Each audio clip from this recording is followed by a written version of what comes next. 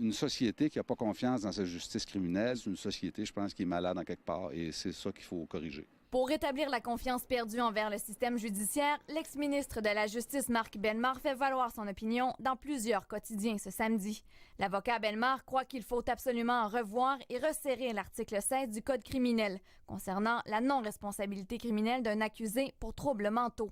Il faut aussi s'attaquer à la question de l'auto-intoxication.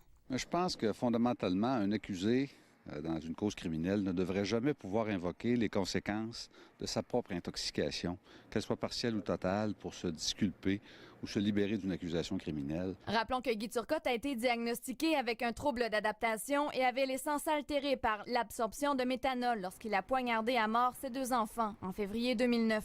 Marc Bellemare estime que l'article 16 est devenu une espèce de fourre-tout au fil des ans. D'ailleurs, le Québec détient près de la moitié de tous les cas de non-responsabilité criminelle au pays. Alors, est-ce que c'est parce qu'on comprend mal la portée de l'article 16? Est-ce que c'est parce qu'on l'interprète de façon trop large, trop ouverte, trop généreuse pour les accusés? Moi, je pense que c'est le cas. L'ex-conjointe de Guy Turcotte voit d'un bon œil cette sortie de l'ancien ministre de la Justice.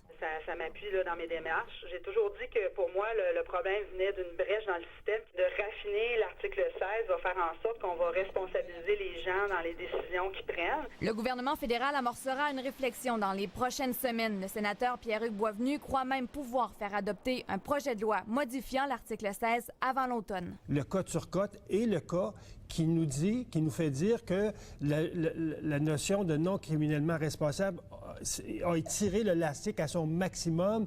Et si on va plus loin dans ce sens-là, c'est toute la justice qui va perdre sa crédibilité. Le gouvernement provincial prendra note des modifications faites par le fédéral et pourrait ensuite prendre position. La cause de Guy Turcotte sera entendue en appel d'ici le printemps prochain.